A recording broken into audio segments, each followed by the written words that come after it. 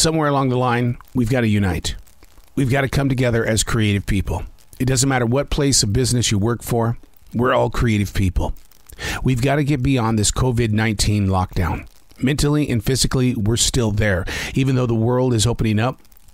But we don't feel like it. We don't see the potential of there being a greater day because we keep getting locked down with uncertainty. Unplugged because we will always say yes to creativity, totally uncut because we all make mistakes. So turn it into a tool. This is Arroe Unplugged. Allowing the spirit of the forest inside your pattern of thought. The sunlight shines through the spring green leaves, creating shadows in the places building peace. You see, it's that energy that loosens up the cluster of mental weight, bogging down your natural process to think. The falcon soars high over the Carolina sky, gliding with the upper levels of wind, diving in the air like a roller coaster. Its shrieking voice instantly puts you in a place of solitude. The dove we saw this morning just sat there staring at us as we strolled beside the trees.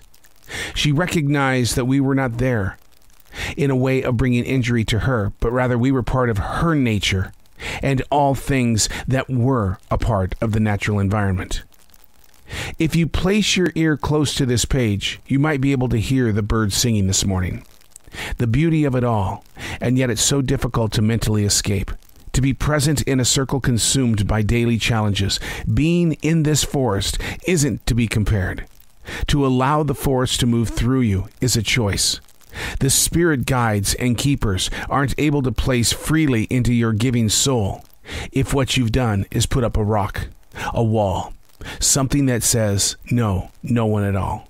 You've got to be able to colorize it with something other than fear and shame. Breathing in, we start to live again. We're all a bunch of buildings. We see the church as a building rather than a community. On a personal level, we see ourselves as being this thing. We let certain things come inside. We allow only particular things to reach outside. We're buildings. We're walls. We are something other than what we really think that we are. And then when we identify that substance, we begin to question our existence. It's very difficult to find yourself on a map where Waldo can't even be seen. It's hard to see where you are when you don't know who you are.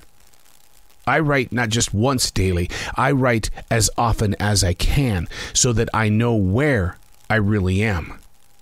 But I don't really see you doing the same thing, and I don't choose to tell you you've got to do this thing because it's personal to me, and what I go through doesn't mean you're going through it. But yet we live in a society that says, do as I say, not as I do.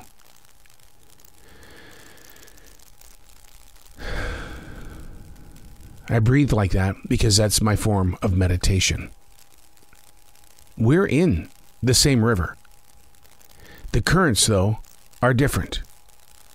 1 minute you're flying, the next minute you're walking. Some days you feel like you're drowning. So what's the difference? That's the choice. That's your decision. And it's a lot of weight on your own back when you are in a place of question. I find it to be quite funny when people say, it's all good. Everything's great. Because that tells me that you have motivated yourself to think otherwise.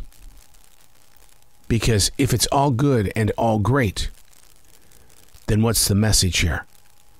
That we are to set things aside that bring such enormous amounts of weight so that we can all say, hey, let's go this way because we feel better in the moment. For now, I think. Come on now, be honest with yourself. The challenges in the chapters of an everyday world are not based on a love story that you picked up at a grocery store or picked up on Amazon.com. What we need to do is we need to understand who we are as a people, not just who I am, but who we are as a community. We need to learn how to build together as one so that we can see ourselves, not just in this moment of now, but in the eyes of those that shall follow.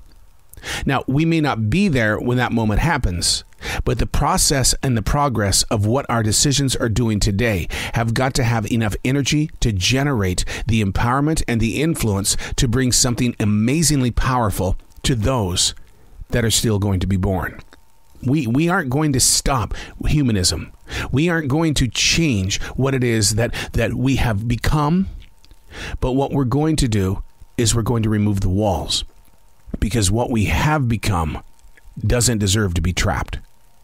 We have to release the protections that we have got inside our mind, body, and soul. I spent 26 years of my radio life fearing every day that I was going to be fired. And then when that moment finally happened after 26 years, I'm going, can I get those 26 years back? No. What are you keeping yourself from by keeping those walls up? That's what I learned from this forest. This forest in South Charlotte, North Carolina. When the sun shines through the green leaves and I'm able to see the color of the shadows upon the ground, that means the energy is moving through that leaf to bring something to the spirit of being. You are no different than that leaf. What are you blocking that needs to be present? Ask yourself that question. Then see yourself through the storm. I'm Arroe. These are not my words. These are the lyrics from Billy's Forest.